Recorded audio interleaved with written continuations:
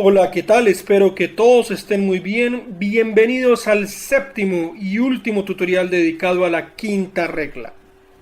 Básicamente en esta lección trabajaremos las dos frases con conjugaciones compuestas que quedaron pendientes en la lección anterior y seguiremos enfatizando la tercera posición de los pronombres objetos que reciben la acción. Sin más preámbulos, ya pueden ver en la diapositiva la primera frase que vamos a traducir. La frase negativa que ven en pantalla tiene dos verbos. Y nuevamente, para determinar cuál de ellos es el principal y conjugado, hagamos cambios con el tiempo gramatical de la conjugación. Ahí pueden ver en la diapositiva la misma expresión en pasado, futuro y condicional. El gerundio mostrando queda descartado como verbo principal y conjugado de la frase, por no presentar variaciones. El verbo principal de la frase es conjugación en presente del verbo estar, y se encuentra subrayado con azul en sus cuadros de colores y está incluido en la famosa quinta regla. Esta combinación de estar en tiempo presente con el gerundio mostrando pone a la frase en presente progresivo o continuo. Y la presencia de un verbo de la quinta regla exige una modificación a la típica estructura de frases negativas en inglés. Básicamente descartamos el uso del auxiliar negado y compensamos su ausencia negando con not después del verbo. El primer elemento a traducir al inglés es el sujeto, quien está ejecutando la acción de mostrar las tierras. Este sujeto está compuesto por todas las 6 palabras que anteceden a la negación no en español. 2 de estas palabras son sustantivos, alcalde y pueblo. Pero solamente el alcalde tiene la capacidad de ejecutar la acción de mostrar las tierras. Por lo tanto, alcalde será el sustantivo principal de este sujeto, lo escribiremos al final, y el resto de palabras son atributos o cualidades de este alcalde y se escribirán al comienzo. Es decir, this town's removed mayor. Después del sujeto, el siguiente elemento a traducir es el verbo seguido de la negación not. Hay dos posibilidades: la contracción isn't o la versión completa is not. Chuliemos entonces en la frase original en español la negación no y el verbo está, para darnos cuenta qué palabras todavía están sin chulear y así identificar los complementos. En español, todavía pendientes de traducir están las siguientes palabras o bloques: el pronombre te, el gerundio mostrando y el bloque sus tierras favoritas. A pesar de su posición en la frase original en español, el pronombre te no va a ser el primer complemento que traduciremos al inglés. Si ustedes recuerdan bien, este pronombre se encuentra subrayado con café en sus cuadros de colores.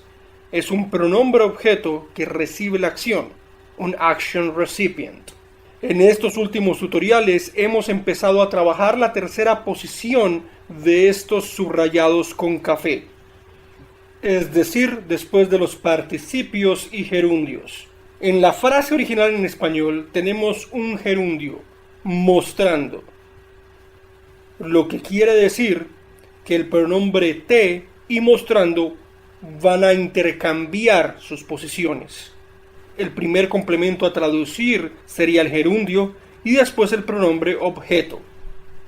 En inglés se diría entonces showing you. Recuerden que en español los pronombres objetos subrayados con café pueden tener dos diferentes posiciones en estas conjugaciones progresivas o continuas. La primera posición es antes del verbo estar, tal como lo vemos en la frase original en español de la diapositiva, La segunda posición es pegado al final del gerundio, formando una sola palabra. Y la expresión correspondiente a la frase original en español se convertiría en está mostrándote. Esta segunda posición puede ser engañosa. Podemos erróneamente creer que mostrándote no es un gerundio, porque su última sílaba no corresponde a ninguna de las dos típicas terminaciones de los gerundios en español, yendo, ando. Y el tercer complemento que contesta a la pregunta ¿qué te está mostrando? Tiene en español el posesivo sus, que se encuentra subrayado de naranja en sus cuadros de colores. En el contexto de la oración, la posesión hace referencia al alcalde sujeto de la frase. Por lo tanto, vamos a interpretar este posesivo como si correspondiese a la tercera persona masculina del singular. Y este complemento en inglés se diría his favorite lands. Finalmente, la frase completa en inglés se diría this town's removed mayor isn't showing you his favorite lands. La última oración que vamos a trabajar en este tutorial es una frase interrogativa con dos verbos. Y nuevamente, para determinar cuál de ellos es el principal y conjugado, hagamos cambios con el tiempo gramatical de la conjugación. En pantalla pueden ver las conjugaciones correspondientes al presente, futuro y condicional perfectos. El participio invitado queda descartado como verbo principal y conjugado de la frase por no presentar variaciones. El verbo principal de la frase es una conjugación en pasado del verbo haber, que se encuentra subrayado con morado en sus cuadros de colores y también se encuentra incluido en la famosa quinta regla. El tiempo gramatical de toda esta oración interrogativa es pasado perfecto, porque tenemos la combinación del pasado de haber con un participio. Les recuerdo que en inglés los verbos de la quinta regla, como el principal y conjugado de la frase, no se pueden combinar con auxiliares. Esto implica que debemos descartar el uso del auxiliar en la típica estructura de interrogaciones en inglés.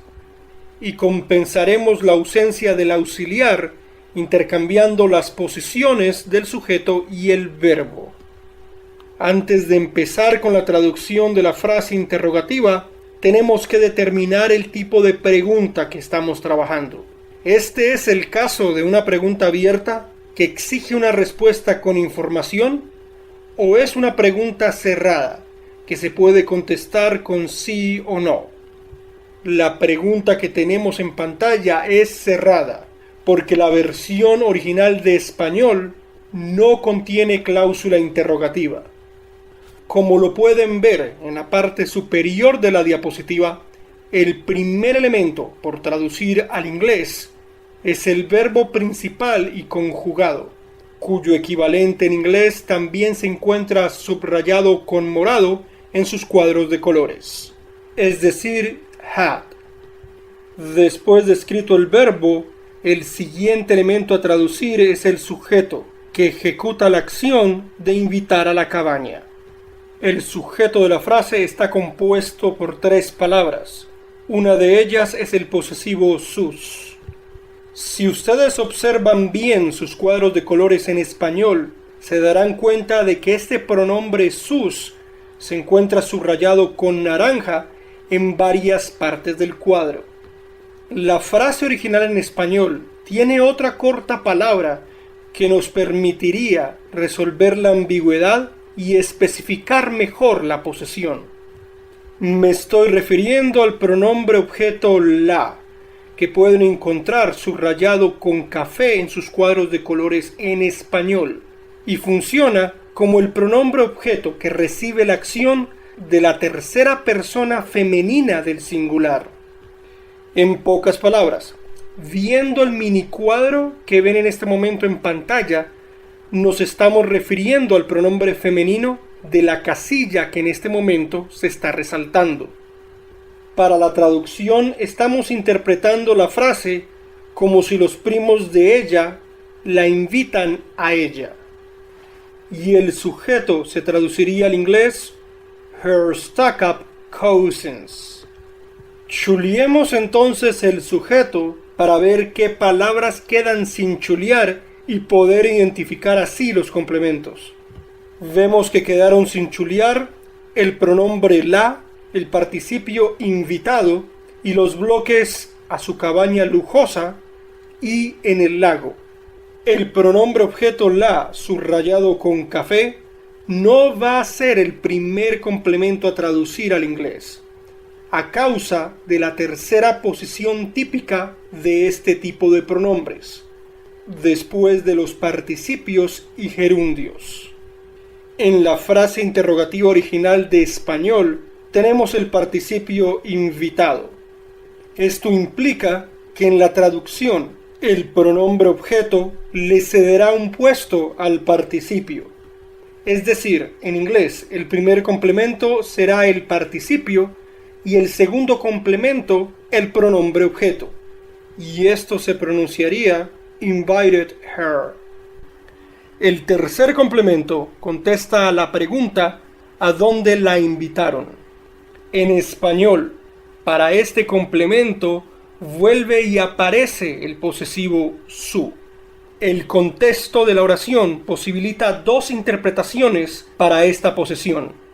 La primera opción sería referirle la posesión al pronombre ella, quien recibe la invitación. Pero tiene muy poco sentido invitarla a ella a una cabaña que es de ella. Tiene más lógica entonces asignarle la posesión a los primos. Y estos primos corresponden a la tercera persona del plural. Por lo tanto, vamos a usar el posesivo subrayado con naranja en este recuadro resaltado en la diapositiva. Y este tercer complemento se traduciría al inglés to their luxurious cottage. El cuarto y último complemento nos da información sobre la ubicación de la cabaña. Pero antes de traducir este complemento, vale la pena hablar un poco sobre el equivalente en inglés más apropiado para traducir la preposición en. Podríamos haber usado en inglés las preposiciones on, in, pero ninguna de estas dos es la más apropiada. La preposición on en inglés daría la impresión de que la cabaña está flotando sobre el lago o que fue construida en medio del lago. Y la preposición in en inglés daría la impresión de que la cabaña está sumergida en las aguas del lago. Obviamente, la ubicación más acertada, según el contexto de la frase original en español, es cerca del lago o a la orilla del lago. En ese sentido, la mejor opción en inglés es la preposición by. Y este cuarto complemento se diría en inglés by the lake. Y la pregunta completa en inglés se diría had her stuck-up cousins invited her to their luxurious cottage by the lake? Y así hemos llegado al final de la séptima y última lección dedicada al ciclo gramatical de la quinta regla. Un nuevo tutorial con un nuevo tema ya se encuentra disponible en mi canal de YouTube. Gracias por su atención y los espero en el próximo.